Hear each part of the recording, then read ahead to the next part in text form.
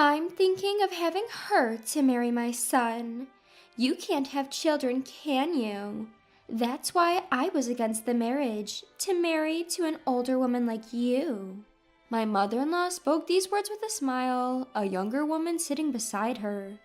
The most important person, my husband, just sat silently next to this young woman. I'm so fed up with his in-laws family. I had left in a huff, but to my surprise, I regretted it immediately and sought to reconcile. Regret fills me as I ponder on the disastrous choice I made marrying into such a family. My name is Olivia, and I am 38 years old. I met my husband, Sam, who is 8 years younger than me, through a friend's introduction. I hesitated to date him because of the age difference, but he passionately declared, "Age doesn't matter. I love the person named Olivia." And we began dating, which eventually led to marriage. About 6 months into our relationship, considering my age and the possibility of marriage, he decided to introduce me to his parents. His mother opposed our marriage because of the age gap. "I thought you'd bring a young, cute bride when you said you were introducing a woman you're considering marrying. Oh dear, 38 years old. Sam, I mean no disrespect, but reconsider. Younger women are better," she said to Sam in front of me. My father-in-law stepped in and said, "If Sam thinks it's good, then it's good, isn't it? Sorry about my wife's rude comments, Olivia." And we managed to obtain approval for our marriage. My father-in-law was a man who would diffuse the harsh words of my mother-in-law, giving the impression of a non-confrontational person. However, once we got married, he often turned a blind eye, which was disappointing. Sam's family was a well-known line of landowners in our small town, and my mother-in-law boasted about it endlessly. Even though, technically speaking, she was not a blood relative of the family, she had married into it just like me. This is an affluent family, and Sam, being the golden boy, has a dreamy, otherworldly charm. The man I was with before Sam was very frugal, which was a struggle, so Sam's generous and easygoing attitude toward money is quite appealing. Although my mother-in-law grudgingly accepted our marriage after being told off by my father-in-law, she doesn't seem to bless it with pleasure. She continually shares her views on how a good wife should behave, which is exasperating. She has a strong presence among the local women and takes pride in being the representative of the Women's Association and being adored by everyone. She insisted I take time off on a weekday to introduce me to the association members. According to her, it's crucial to make a good impression on these people. She introduced me with a sense of satisfaction, but a few of them commented, "You're going to have a hard time too," implying that she wasn't as well liked as she claimed to be. Oh yes, I was also told to get a bridal checkup to confirm my ability to conceive.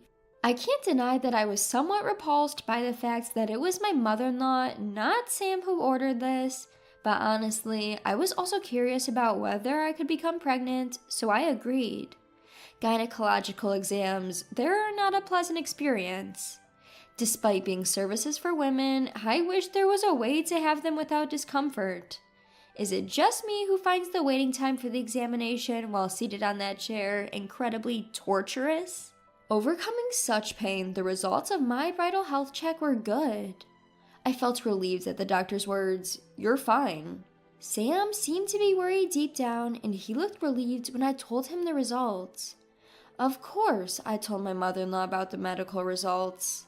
I thought that we could now celebrate our marriage happily, but then she said, "Good, you've passed the first hurdle." The first hurdle? What does that mean? I thought she would be happier. Could it be that she was hoping for a bad result? As I wondered how to respond, my mother-in-law made an unexpected proposal. "Once you get married, let's build a duplex and live together. You'll be responsible for half the down payment and mortgage. You work in administration, right?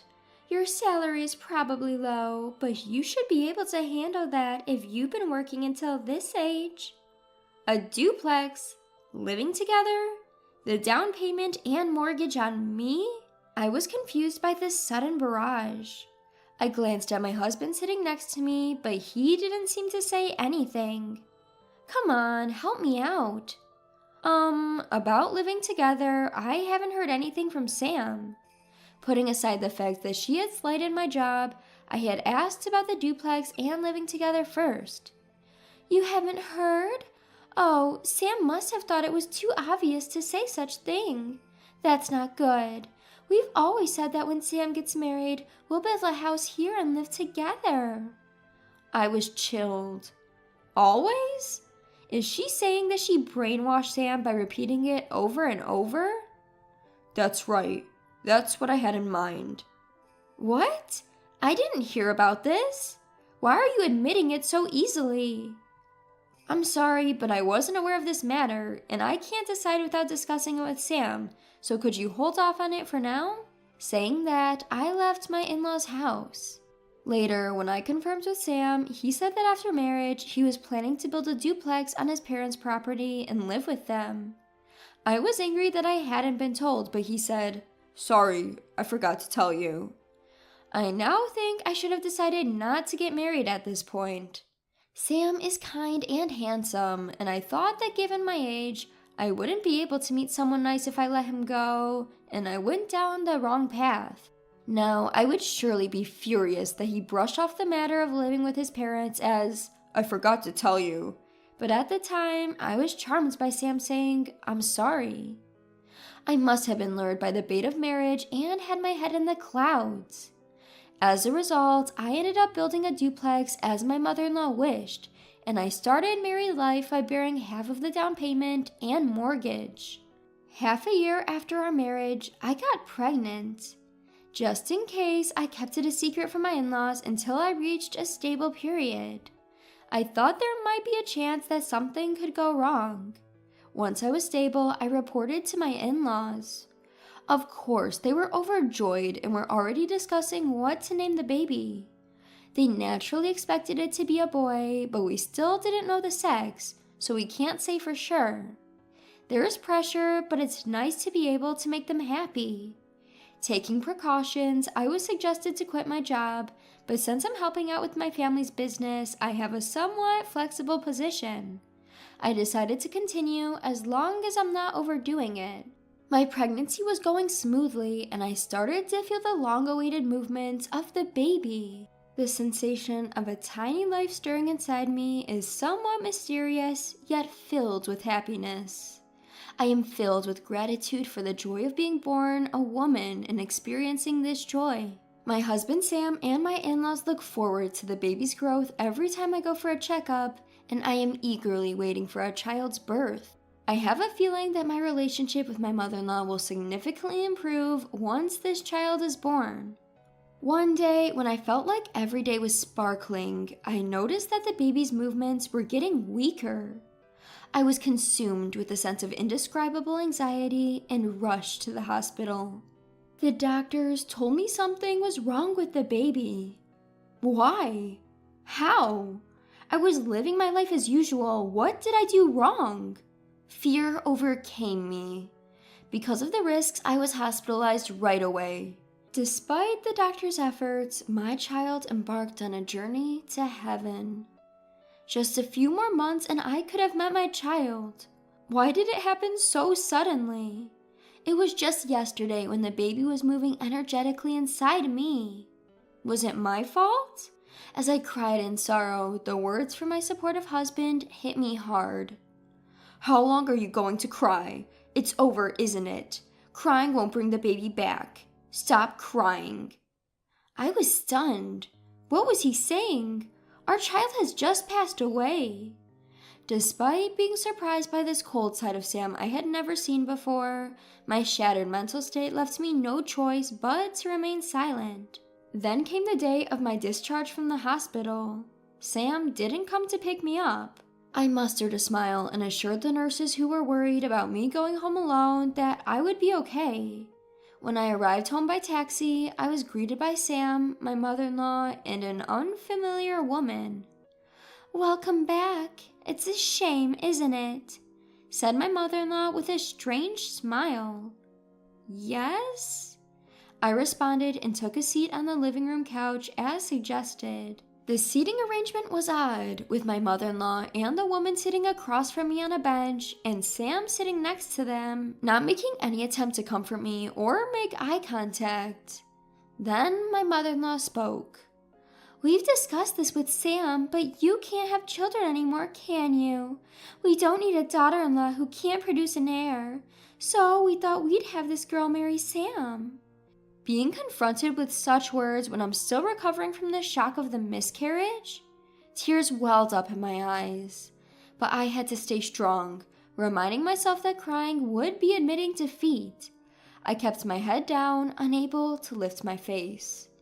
In the face of my despair, my mother-in-law continued mercilessly. "Well, if you are saying that you're willing to earn a living for our family instead of having children, we might consider keeping you. What will you do? Will I be able to support their living if they leave me behind? What on earth are they talking about?" Without thinking, I raised my face to look at my husband. As our eyes met, Sam quickly averts his gaze. Next to him, a woman who seems triumphant is staring at me. I remembered her as Sam's childhood friend. She was introduced to me at our wedding. Seeing that my husband wouldn't even meet my eyes, I thought to myself, he's not on my side, he's not going to help me. A cold breeze swept over me from the top of my head, and strangely my mind became incredibly sharp. During my hospitalization, they must have had their discussions. They are planning to oust me, the woman who can't bear a child, and bring a younger wife into this house to bear an heir. If I stay here any longer, I will only get hurt. There's absolutely nothing good for me here. I finally understood clearly, so I said, "I understand your stance, Sam. Let's divorce. Please live happily with your new wife." And so I left the house. Returning to my family home, my parents, surprised but warm, welcomed me. They were aware of my miscarriage, so they were outraged by the cruelty I had to face so soon after my discharge from the hospital. It was a relief to see a warm reaction after such a long time, and I ended up crying a lot. That day, I fell asleep from crying, but the next day, my mother-in-law and husband, who had chased me out with such cruelty the day before, showed up at my family home. At first, my mother responded normally, but when she realized who they were, she refused to deal with them. Then they began incessantly ringing the doorbell, shouting, "We revoked the divorce! Come back now!" Actually, my family runs a barbecue restaurant. It is a renowned shop that handles a globally famous brand of beer. Many celebrities and athletes come to eat at this tasty place. However, my husband's family is an old, respectable family. They had a negative image of my family, thinking, their family runs a barbecue restaurant. They had this old-fashioned belief that running a restaurant was a shady business and thought our family background was poor. We had invited them to dine once before the marriage, but they declined, saying, "Beef? We've always ate at a designated place. Meat from other restaurants gives me heartburn. Sorry." At the pre-wedding meeting, they indirectly belittled my family with remarks like, "Oh, you run a restaurant, don't you? Oh, from your parents' generation. Oh, I see. Beef, huh? Respectable families don't engage in such business." I felt bad for my parents who raised me. My parents dismissed it with a laugh, saying, "There are people with such mindsets." On the day I left after the divorce, my husband and mother-in-law happened to see our restaurant being featured on TV. They had no interest until then and considered my family lower than them. They had panicked and came to call me back after seeing our restaurant being described as operating its own farm that produces brand beef, having extreme popularity with meat being exported all around the world, being extremely successful and making a lot of money. I felt nauseous when they immediately tried to cozy up to me, saying, "If you were rich, we wouldn't have talked about divorce. I'm sorry for yesterday. We weren't thinking right. Please come back." After all that talk about children and heirs, was it all about money in the end? My husband, Sam, and his family didn't inquire about my job in detail, So I had told them I worked in office administration for my family's company, leading them to believe I was a low-paid, incompetent employee. Consequently, they probably thought that if they asked me to shoulder the down payment and mortgage for the house, I'd give up on the marriage. In reality, I am in charge of the meat export division at my parents' company, earning a substantial income for an office worker. Luckily, I had accumulated a good amount of savings due to getting married later in life, enabling me to prepare the money they asked for. I am also a major shareholder in the company, and I hope to eventually take over my father's position to further grow the company. They had never shown even the slightest interest or asked me about this until it was highlighted on TV, changing their treatment of me overnight. They incessantly talked about wanting kids, but it turns out money was their primary concern. I am simply appalled by their shallowness. My father, who had been silently observing the situation, finally lost his temper and kicked Sam and his parents out.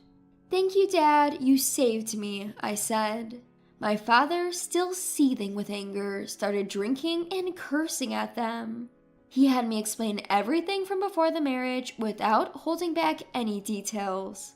Believing I wouldn't be able to handle this alone, my father promptly contacted a lawyer he knew, leading to a demand for damages. Since I was unjustly evicted, we also asked for a reimbursement for the housing funds I had provided during our cohabitation. The claim was acknowledged, and it was decided that I would receive a refund for the expenses I covered. However, Sam alone couldn't repay the loan I'd taken on, so his family home had to be sold.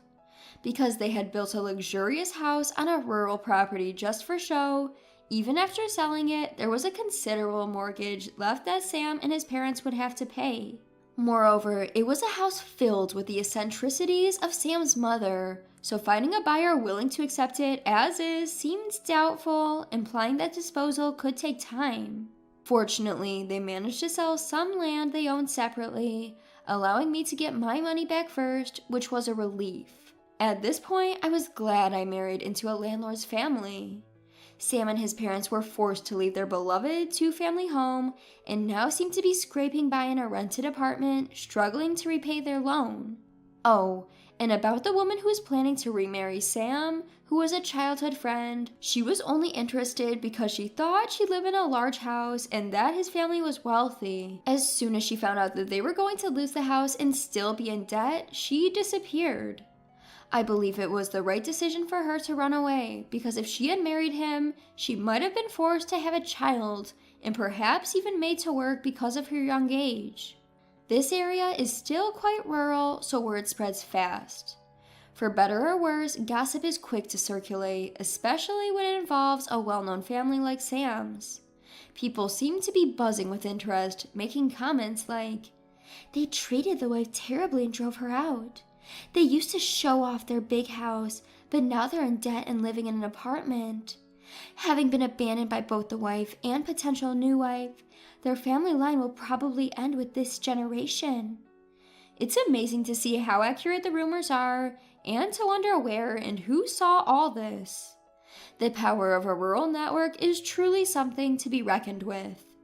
So, it seems like my bossy mother-in-law, who used to strut around like she owned the place, is now sneaking around even to do her shopping, concerned about other people's gazes.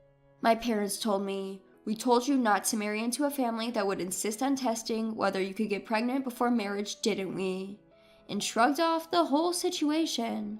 They even consoled me in a strange way, saying, "Oh, Olivia just rushed into marriage a bit. Don't worry about it. It's fine if you stay home all the time." They try to be considerate in their own way. We had our share of troubles, being kicked out, going to court, but I can tell that they are happy to be able to live with their daughter again. I am grateful for my parents' warmth. It seemed as if I was just dreaming or seeing a nightmare about my married life that I'm living freely now. I might have a divorce under my belt, but I'm still in my 30s. I haven't given up on marriage. Once things settle down, I plan to work hard to find a new partner. But, well, until I find the next right person, maybe I should spend a lot of time doing good things for my parents. So, you're just a leech living off your parents at your ripe old age, huh, Lily? Leeches should get lost. This is going to be our house. My 8-year-old niece, Emily, spat out these hurtful words, grinning. My sister Anne and her husband Sam were snickering next to Emily. I could guess the kind of parenting they were doing, given the outrageous statement from an 8-year-old. I no longer feel any need to forgive them, my niece, my sister, or her husband. I felt the pent-up anger inside me flare up. My name is Lily.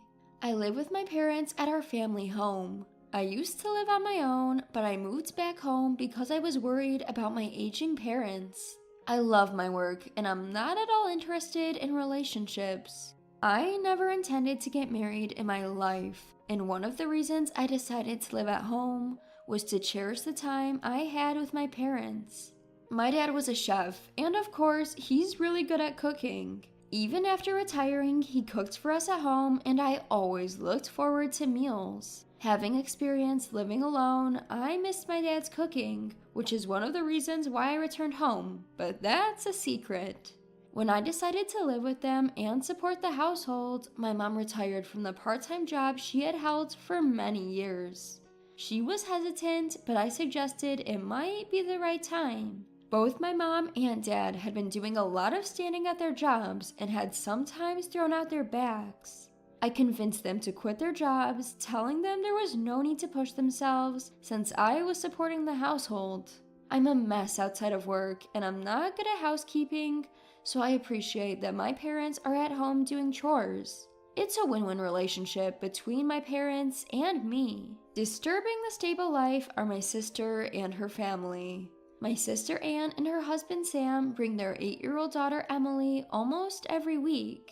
They come uninvited, drive 30 minutes to our house, and ask for meals. My sister says, "It saves on our food expenses, so we come every week. Raising a child really costs a lot of money." And her husband Sam neither denies nor hides it. They would eat the meals my dad cooked as if it was their right, then leave without cleaning up. That was their weekly routine. Even if they just came, ate, and left, I might have let them do without anger, but my sister's other behaviors were unacceptable. Every time before leaving, Anne would scrounge around our house. She would take things she thought could be sold on an online flea market app. So I've had to hide my accessories and important clothes in the back of my closet. On top of that, she rummages through our fridge, taking food ingredients without asking us. When I told her that would be a crime if she were a stranger, she dismissed me, saying, "You wouldn't understand, Lily. It's tough to keep a household running when you're married." But Anne is not the only selfish one. Emily, who inherited Anne's genes, has become more and more like her as she grew up. "Ew, this is gross." Emily made a sour face at the meal my dad made. Neither Anne nor Sam scolded her. The meal was made by my dad, who's a retired chef with pride. There was no way it could be bad, but Emily complained, "I can't eat this, it's disgusting. I want cake." When Sam heard that Emily wanted cake, he turned to me and asked, "Do we have any cake? Emily seems to want some." Even I couldn't help but frown and respond, "Huh?" Sensing potential trouble, my father quickly stepped between Sam and me, apologetically saying, "Sorry, we didn't prepare any cake. Did you not enjoy today's meal, Emily?" Emily seems rather displeased. "Yes, Grandpa's food is always yucky. I only want to eat sweet things. Desserts are the best. I don't want to eat Grandpa's food." "Oh, I find it convenient and it saves us on grocery bills, so it's fantastic. But if Emily says so, we have no choice. Dad, Mom, please prepare some sweets and cake for Emily next week." I couldn't forgive my sister Anne for accepting Emily's selfishness as a matter of course and bossing our parents around. However, if I spoke out now, our already shrinking parents would feel even more troubled. I pitied my parents and, unable to complain that day either, sent off Anne's family as always after they had finished looking through our house. I can't believe the audacity. Acting that way just because it's their parents' house? Unforgivable. Exposing my anger, my mother apologized, saying, "It's my fault for not having the cake ready. I'm sorry." while my father silently discarded the leftover food prepared for Emily. My heart ached at the sight of my parents' actions. I spent the following week contemplating whether I should tell Anne and her family not to visit anymore, only to have them arrive at our home yet again. Without any notice, as if it were a matter of course, Anne's family walked in asking, "Is dinner ready yet?" Emily complained about the cake my mother had bought, saying, "I prefer one with more strawberries." Sam changed the television channel without asking. Seeing my sister and her family doing as they pleased as usual, I was flabbergasted when my father's cooking was ready. Anne and Sam were enjoying their meal, chatting, and even sharing a bottle of wine. Emily, dissatisfied with the cake we'd bought and refusing to eat a single bite of the meal, was playing a game on her smartphone saying, "Grandpa and Grandma are really useless." As I wished them to leave sooner, Anne suddenly cheerfully mentioned, "Oh, right, we decided to move into this house from next week." Huh? My voice echoed with surprise, and it seems that my parents, who hadn't heard this before, were equally shocked. Sam supplemented Anne's announcement saying, "It's a hassle to drive here every week. Besides, if we live together, we can save even more on groceries, and we won't have to pay rent." Unable to utter a word, my parents stayed silent, and I finally objected, "Wait a minute. That's quite sudden. We don't have enough rooms, and you're planning to live here without contributing financially? That's way too presumptuous." Anne and Sam's faces contorted at my words, but it was Emily, not them, who rebutted first. "Lily is an embarrassing adult who needs to move out anyway." Setting her smartphone on the table, Emily stared at me defiantly. "What do you mean by I need to move out?" "Lily, aren't you a parasite living off your parents at your age? Parasites should get out. This will be our house." Emily, sounding smug, received stifled laughs from Anne and Sam. For a moment, I wondered if an 8-year-old should talk this way. I had to do a double take when Emily, all of 8 years old, called me a parasite. Based on the reactions of Anne and Sam, I assumed that they had indoctrinated their daughter to think of me in such derogatory terms. "No, Emily, don't say such things. It'll hurt Lily's feelings," Anne said. "I don't want to live with Lily. I want her gone by next week. It's embarrassing to live with a parasite. What if my friends find out?" Emily was looking at me as if I were garbage. Anne and Sam were chuckling beside her. I felt a surge of anger, having endured their behavior for so long. "All right, as per your wishes, I will leave by next week. Rest assured," I responded. Anne's family seemed satisfied with my response. They left, as usual, without helping clean up. My parents looked terrified at the prospect of living with Anne's family, but they were relieved when I proposed a solution. There was so much to do before Anne's family moved in. My parents helped out, and it was a great relief. The house had been tidied up, and the move is complete. Just as little Emily asked, I've effectively moved out of the house for them. The day arrived when Anne's family was supposed to move in. I was busy organizing my stuff in my new place. I missed my old house where I had lived for so many years, but the new place was nice, and I felt a sense of relief, knowing that I wouldn't be irked every time Anne's family visited. While I was engrossed in cleaning, Anne had apparently been trying to reach me on the phone. My phone rang again, showing numerous missed calls from Anne. I picked up. "Lily, why didn't you pick up earlier? There's a problem with our house." Anne cried. "Well, it's my house actually. I've already demolished it," I said, half chuckling. Anne screamed, "What have you done?" I could only imagine their shock when they arrived to find the house in the midst of demolition. You see, when I had moved back to support my parents, the house was transferred to my name. It was my call to demolish it. I figured it was better to knock it down than let Anne's family take it over. The house was old anyway, and my parents agreed with my decision. I wanted my parents to enjoy their retirement, so I took care of all their expenses. Emily's comment about me being a parasite was, therefore, greatly misguided. I explained all of this to Anne. "You and Emily have said a lot of wrong things about me. It's not good to educate your daughter like this. It'd be a pity if Emily turned out to be like you." I told Anne, my voice dripping with sarcasm. She seemed more shocked than anything else.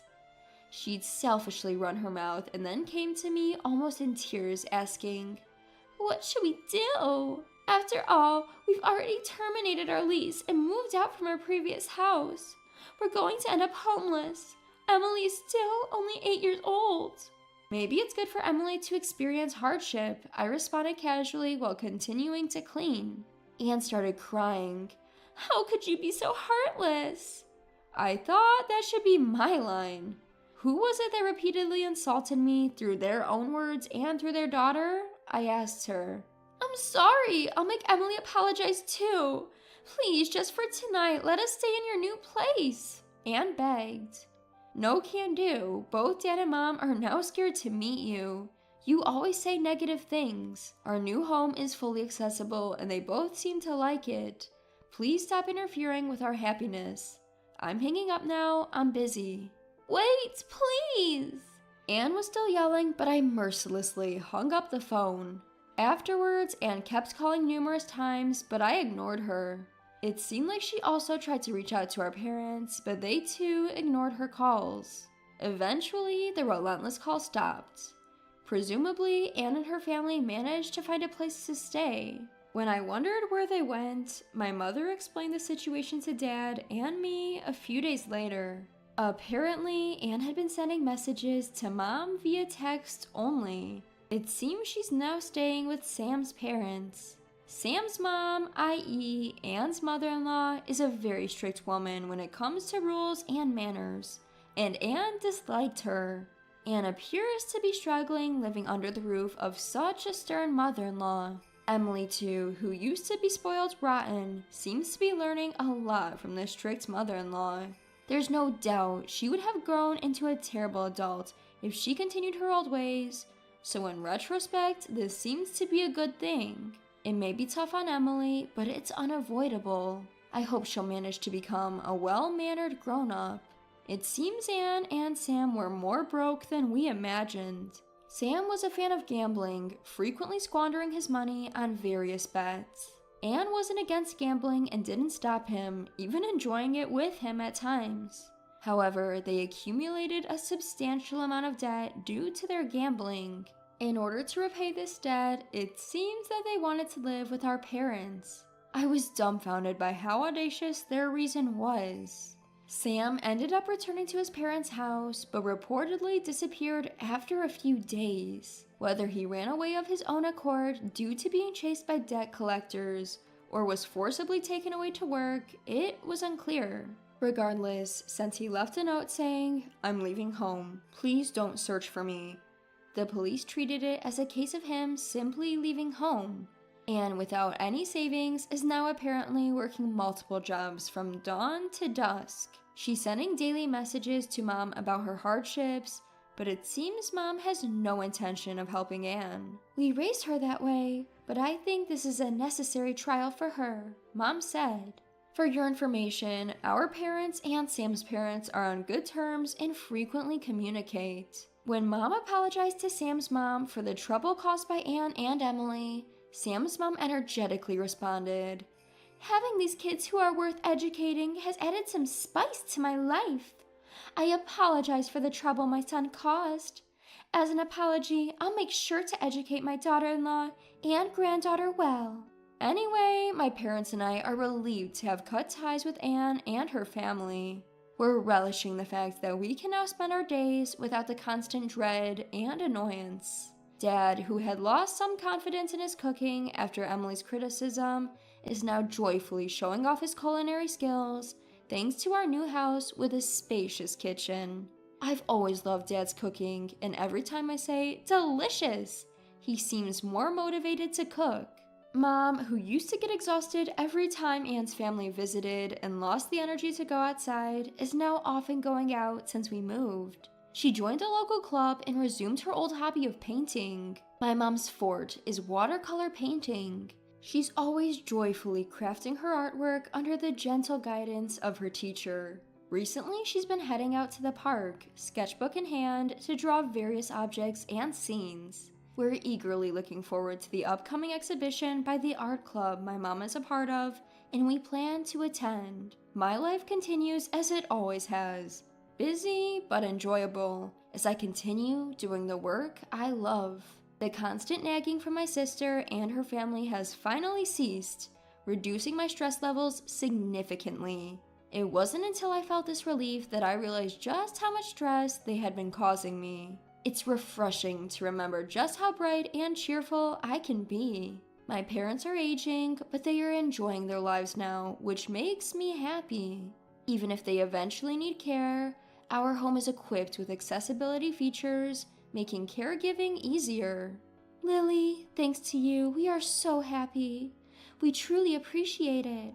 My mother-in-law often says. My father echoes her sentiments with a warm smile. Indeed, thank you. In part, my devotion to my parents was born from a desire not to have regrets when the inevitable separation comes. However, seeing them so pleased is the greatest reward. I want to continue living this slow-paced, warm life, and will do what I can to ensure our daily lives remain this way. Speaking of, I wonder how much I've spent this month. Suddenly, when checking my credit card usage, an incredible amount showed up in the transaction history. Upon investigation, it was revealed that my husband had been lavishing gifts on his mistress. Taking advantage of my carefree nature, he used my credit card to shower his mistress with whatever she wanted. Cheating on another woman using my credit card? You gotta be kidding me. I will get my revenge. Mark my words. My name is Catherine, 29 years old. Currently, I work as a freelancer. I've always disliked the idea of being an employee, so I chose the path of freelancing, where I could use my skills. I worked hard to get various certifications since I was in college. It was around that time that I met my husband, Bob. Bob and I went to the same college, and it seems he had always known about me. He fell for me while I was studying for my certifications in the college library. He asked me out many times, but I wanted to focus on my studies, so I kept turning him down throughout college. Still, he didn't give up, continued to woo me even after we started working, and eventually, I decided to date him. Afterward, I became a freelancer, and he started working for a regular company. After 3 years of working, we got married, and it was 4 years ago. And now, we lead a somewhat unique married life. Generally, I work from home, but since I was never good at housework, Bob and I shared the chores. Thankfully, I have been getting a lot of work assignments recently. When I was on tight deadlines, Bob would take care of almost all the housework. One day, while I was working in my room, there was a knock on the door, and Bob called out, "Catherine, dinner's ready." "Ah, thank you. I'll wrap up in a bit." "Got it. I'll clean the bathroom while waiting for you to finish." "Much appreciated." "Thanks, Bob." "It's no problem. You're the one earning for us. Let me at least do the chores during busy times." "Okay, thank you." As my husband said, I do earn a considerable amount. Not to brag, but I earn more than triple what my husband does working for a regular company, so I cover most of our living expenses. If my husband pays for anything, it's the occasional dining out.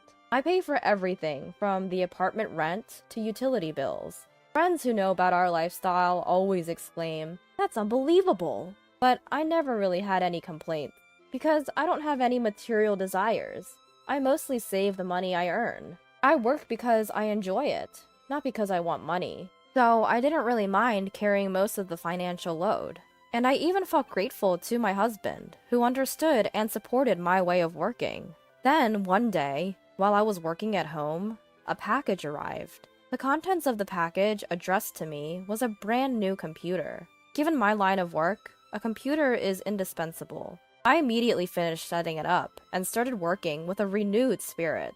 During a break, a thought crossed my mind. Speaking of which, how much did this computer cost again? I bought it last month, and I've already thrown away the receipt. It's embarrassing, but I am quite a careless person and do not have a habit of keeping track of household expenses. I have no clue how much I'm spending each month. To check my card usage, I logged into my card company's app on my phone. Looking at the statement, which I hadn't done in several months, I thought, I'm not spending as much as I thought. This computer, by the way, was purchased with my main credit card. I have another credit card in my name, which is used for daily expenses and groceries, so my husband usually carries it around.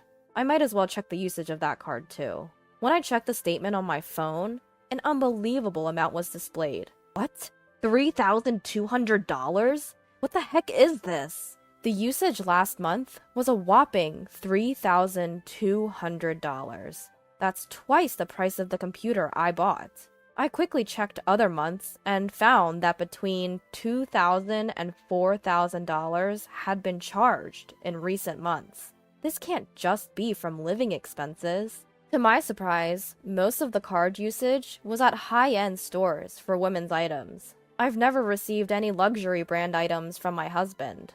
I had never suspected my husband before, but this is too strange. No way. Is Bob having an affair?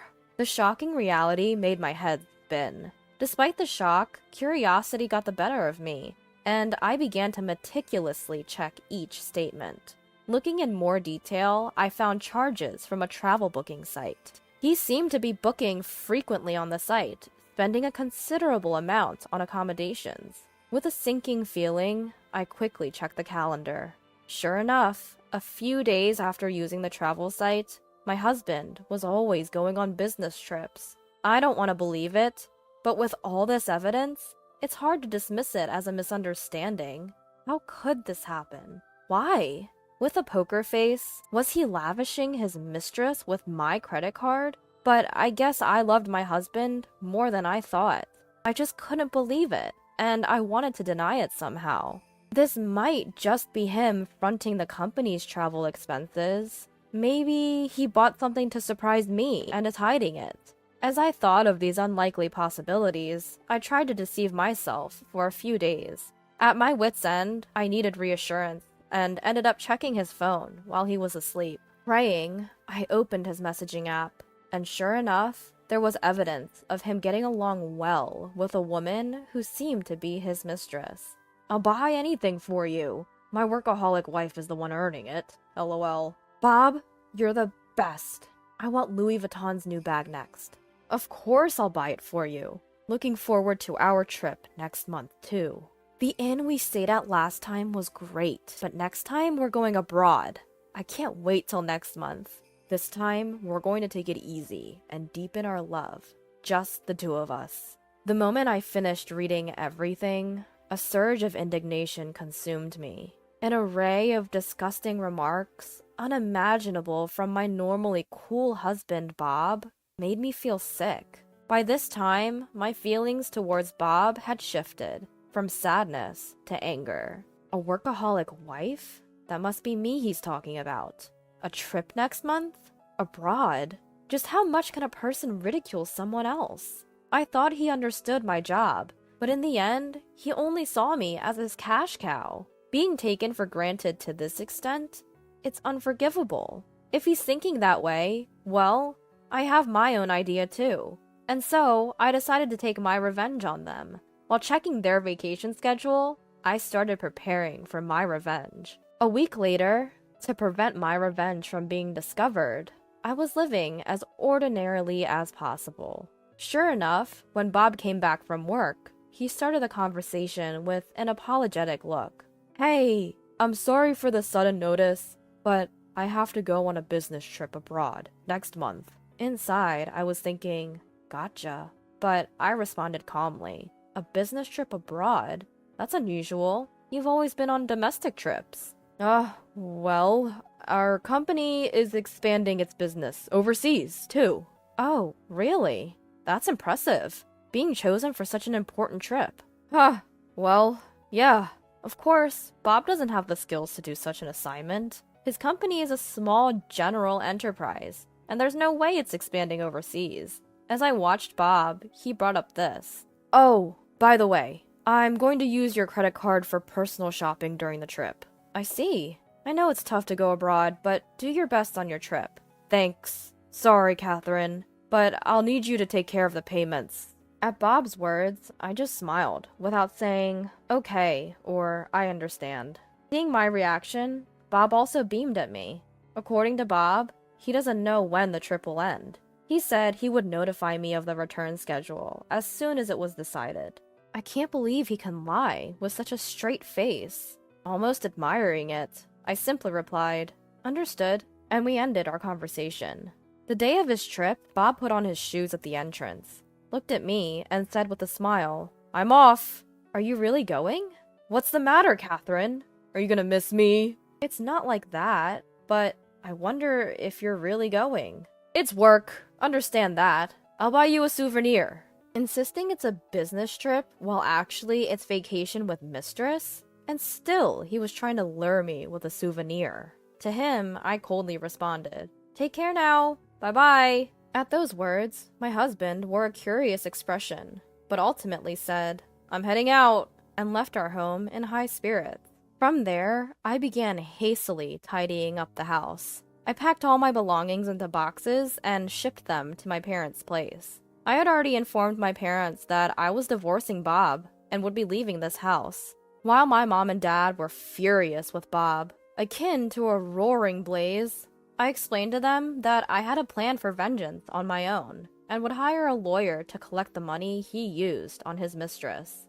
In particular, my father seemed ready to vent his anger directly on my husband, but I persuaded him to keep a lid on it for now. A few hours later, "I just landed," came a message from my husband. At that moment, I contacted the credit card company. "I've lost my card and would like to halt its usage," I explained, and the procedure was completed promptly. Now my husband wouldn't be able to use his credit card during his trip abroad. His mistress, who was using him like an ATM, must be frustrated as hell. While imagining that, I received an international call from my husband, as expected. When I answered, he sounded frantic, demanding, "What's going on?"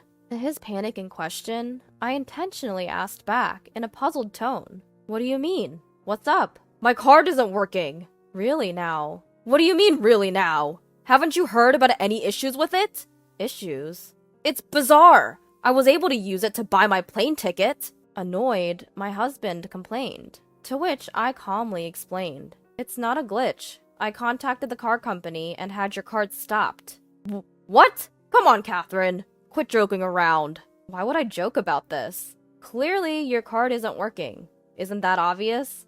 Over the phone, my husband seemed bewildered for a moment, but quickly realized the gravity of the situation. He was so startled that he yelled at me with a volume I'd never heard before. "Stop messing around! I told you I'd be using the card during my business trip.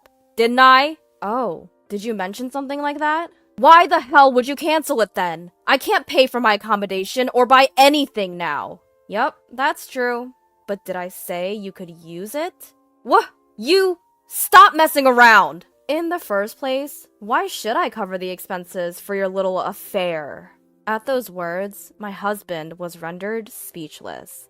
He probably hadn't even considered that I was aware of his infidelity. "Why? No, since when?" he stammered, his voice shaking with confusion. To that, I cut in. "Anyway, I'm divorcing you." "What? Divorce? You're joking, right?" Why would I lie about it at this point? I can't be married to someone who cheats. "No! Wait! I didn't mean..." "Whatever your intentions are, it doesn't matter. I've already hired a lawyer, so if you need to talk to me about anything, go through him. Goodbye." As I went to hang up, my husband cried out in desperation, "Wait! Please!" It seemed he had finally caught on an important fact. His voice shaking, he pleaded with me. "What happens if the card is blocked? How am I supposed to get home?" "You finally realized?" "You mean, Catherine, you did it knowing all about it?" "Of course. Did you think I wasn't checking the credit card statements?" "No! No way!" My husband's alarmed voice must have reached his companion, because a woman's voice suddenly shrieks from the other end of the line. "Hey, what's going on?" And desperately, he was trying to calm her down. Just hang on a second. I'll sort this out." "And how do you plan on doing that if we can't get back to Japan? You're going to take responsibility for this. You're totally useless." He seemed terrified at the idea of their relationship falling apart. With a pleading voice, he begged me for help. "Please, Catherine! Please forgive me. Forgive you? Not a chance. Don't say that, please. We won't be able to go back to Japan if things stay like this. You heard her, didn't you? Please, for my sake. Huh? For your sake? Wow, you've never pleaded like that for me. He prioritizes his own security and that of his mistress over an apology to me. I had lost all patience with him and let him have it with some cold, hard words. Why should I spend my money on you and your lover? It's ridiculous, however you look at it. But blocking my card is harsh. I'm overseas, you know. What am I supposed to do if I can't get back home? What about my job? Are you serious? Before we talk about your job, how about an I'm sorry? How much more do you plan to insult me? I'm not working for the likes of you, you scum. Catherine, please, calm down. Shut up. Just so you know, I won't forgive you, no matter what. I'll make you pay me back every penny you spent on her. I'll do whatever it takes to ruin you. Understand? So just stay out of my life forever, you cheating piece of trash. I hung up without waiting for a reply, blocked his number, and completely cut off all communication with him. Not long after, our divorce was finalized. He was initially resistant to the idea of divorce, but after a stern talk from his parents-in-law, he reluctantly agreed. I heard that after our call, he had a huge fight with his mistress at the airport. It turned out she had other men too, and she dumped him, getting money from her multiple suitors, and returned to Japan alone. Left behind, my ex-husband had no choice but to contact his parents and have them deposit money into his credit card account so he could return home. Word of their affair spread quickly around the office, as she also worked there. Did you hear? Those two were having an affair. He's married too. How could he do that? I heard she's been seeing many men. Seems like it. She moved on to another married man and dumped him, just like that. I have no sympathy for him. As a result, his mistress, a temp worker, got her contract terminated, and Bob was moved to a less relevant position at work. His salary dropped as well, making it a total mess for him.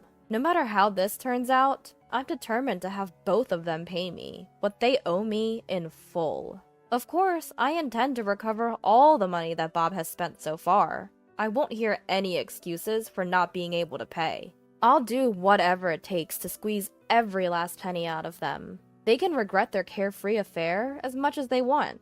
As for me, I've moved back to my parents' house, and I'm living with them now. Once the issue of the damages is settled, I plan to live comfortably by myself. From now on, I want to dedicate myself entirely to the work I love.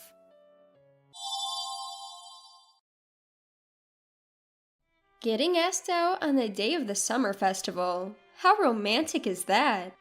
I'm Victoria. I'm currently working as an office clerk in a small precision equipment company. When I was 29, David, 2 years older than me, and also from the same company, asked me out during the 4th of July festivities. County fair, exotic fish display, fireworks, and water balloons. He invited me out that day, and I was smitten with David in his casual Hawaiian shirt. However, this was the beginning of my tragedy. Did I agree to date him because I was swept up in the 4th of July mood? Anyway, from that day on, I was in for a turbulent month. A few days later, on July 8th, "We're both old enough. Can I introduce you to my parents? I'm seriously thinking about being with you. I want to cherish it." I was told a lot of words like that. What a sincere person he is. Moved by that, I said, "Thank you. I want to be serious about our relationship too." At that time, I took him as a serious person who was seriously thinking about dating me as a person to introduce to his parents. I was really naive at that time. So, on July 20th, we ended up with a speedy introduction to the parents, bringing gifts and meeting them just 2 weeks after we started dating. It was as fast as a temporary job interview. Everything was going smoothly, in a good way for me at that time, but now I think it was in a bad way. David's parents, who I met, were very nice people. Or so it seemed. Welcome! Oh, you're even more beautiful than I imagined. Oh, you're too good for David.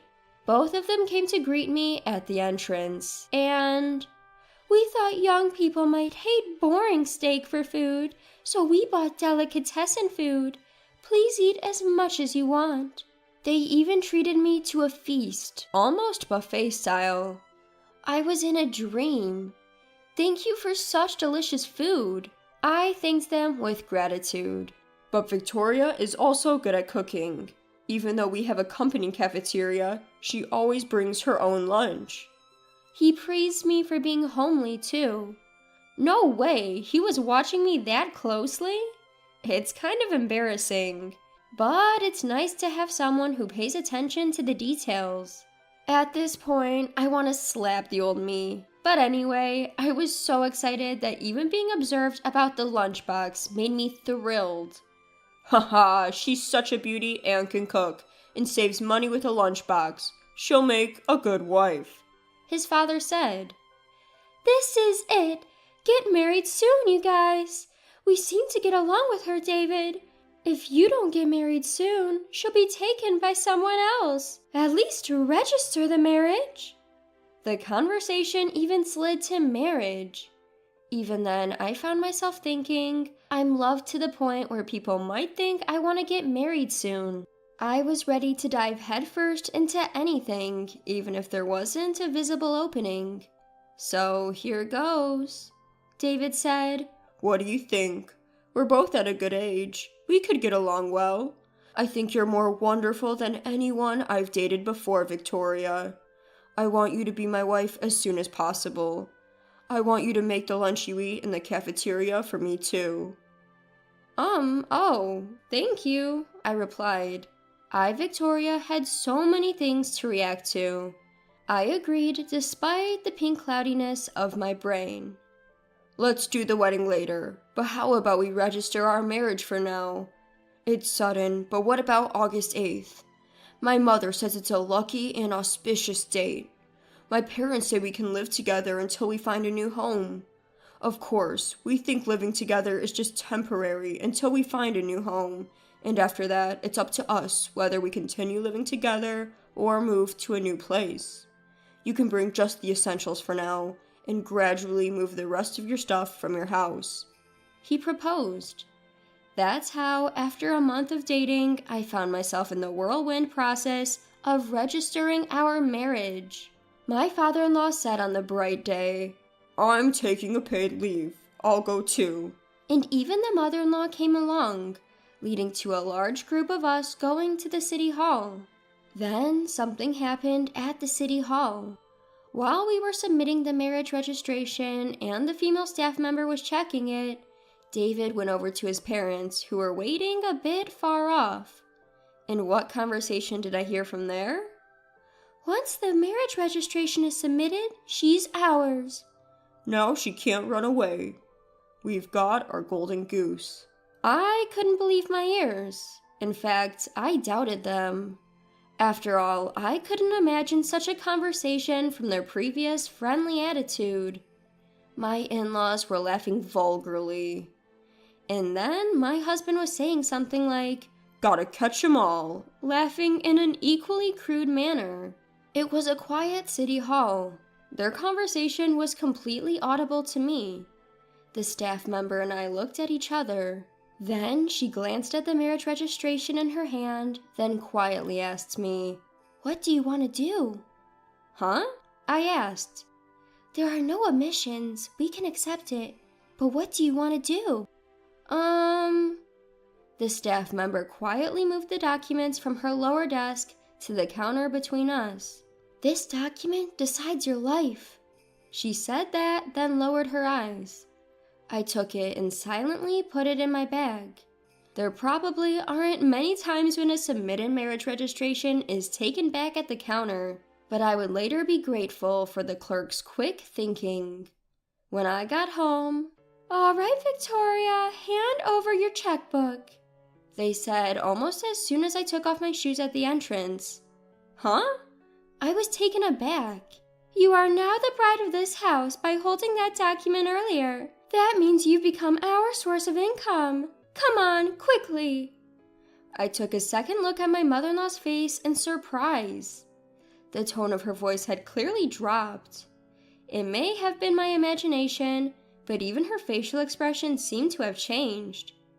Even my father-in-law said, "Your mother is right. You're our daughter-in-law. You should listen to everything your parents say." When you're surrounded by everyone, there is no escape. I had no choice but to pull out my savings book with trembling hands. $40,000. Living at home while single, money does pile up, huh? For now, let's get some steak today. They had said before that young people aren't satisfied with just steak. What was that all about? My in-laws gleefully called the steakhouse and ordered the highest grade steak.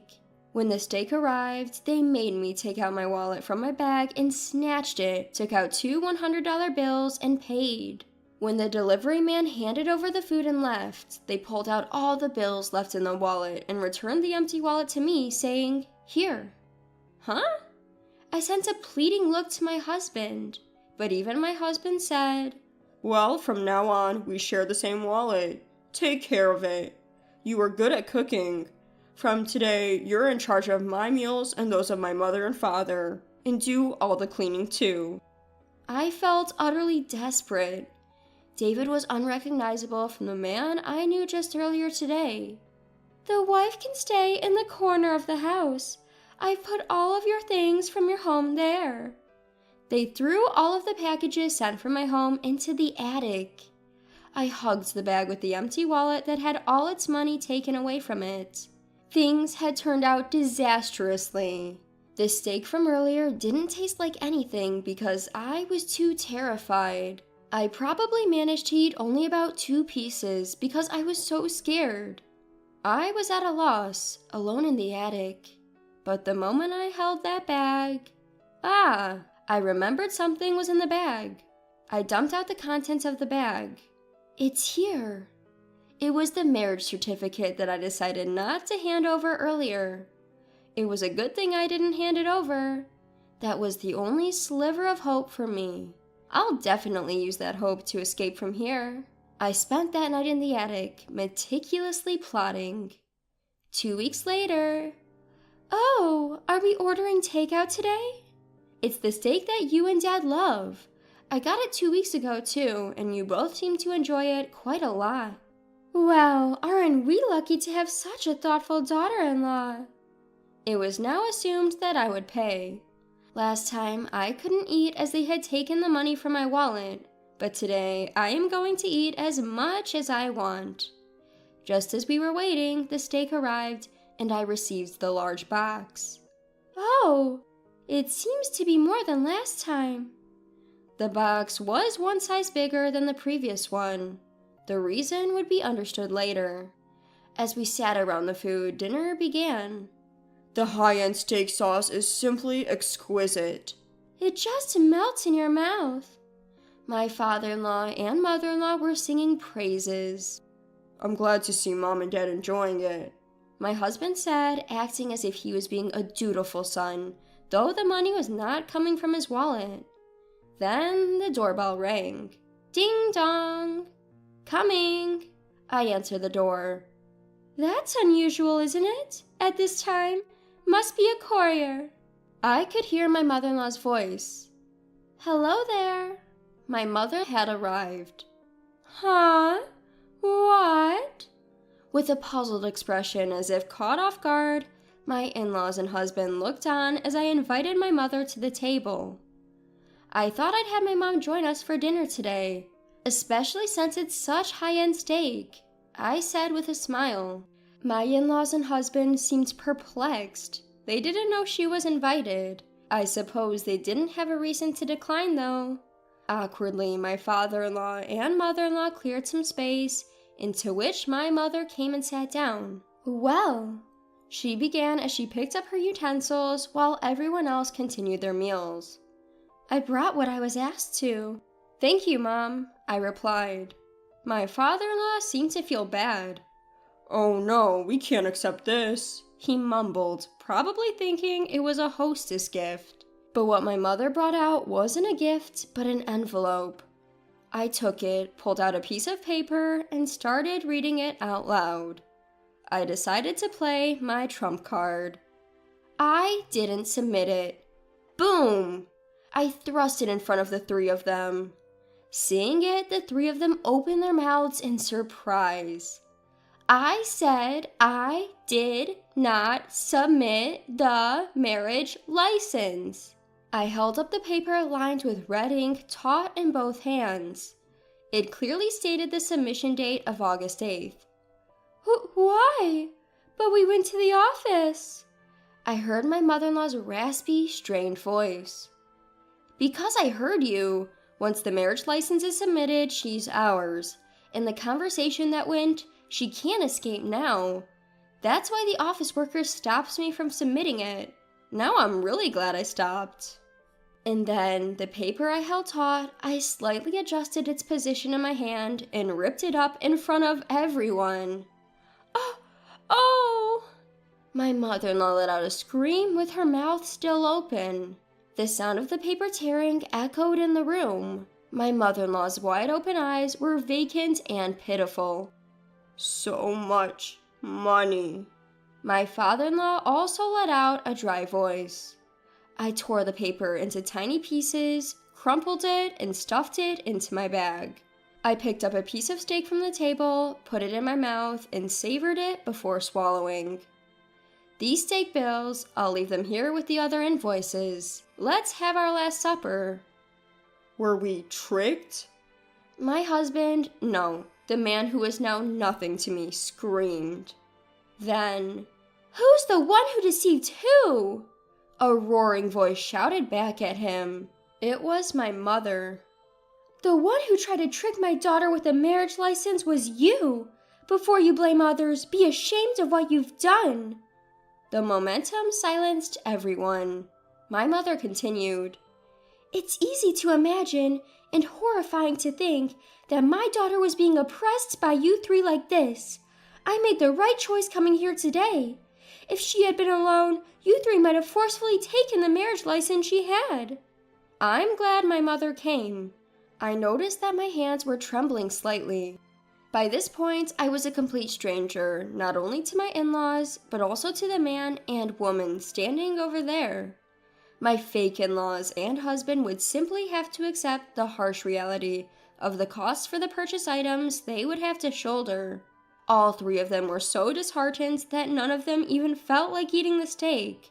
But I was in a different mood. I ate as much steak as I could fit into my stomach, making up for what I hadn't eaten previously. It tasted like victory, and it was absolutely delicious. My mother also ate quite a bit, but there was still leftover steak. Then, can we take the leftovers? My mother asked, pulling out a Tupperware container she had brought with her. I chuckled a bit, thinking that she had planned this from the beginning. Sure, it would be a waste to leave it here, I responded. I went to fetch my suitcase from the attic room. Then, goodbye. Thank you for having us for the past 2 weeks, I said as my mother and I got into our car and drove off. Really, you've had a rough time with this, haven't you? My mother commented from the car. We must be more careful. We rashly agreed to your marriage without considering the timing. My mother said that from inside the car. After that, of course, I spread the news of David's and his family's outrageous behavior around the office. Word got to my boss, who was appalled and questioned his character. As a result, he was transferred to our company's only branch office in Kyrgyzstan. It's odd that our only branch is overseas, let alone in Kyrgyzstan, but the country is thriving in precision machinery production, so our company has a branch there. It's a place so far away, it's known as a dead-end job within our company, hence its nickname, Ghost Station. A place where one ceases to exist. With him being sent off to the Ghost Station, he naturally had no ties to me anymore. As for his family, they were unable to pay for the invoices, and despite borrowing money from payday loans, they eventually had to flee in the night. The following year, during the summer festival, I peeked into their property and it had been turned into a parking lot. It's a parking lot, huh? It sure is a parking lot. I stood there, taking in the sight with my new boyfriend. Shall we go to the festival? Sure. My new boyfriend was just in a t-shirt and jeans, but it's way better than a Hawaiian shirt. Looking forward to the fireworks, I held his hand.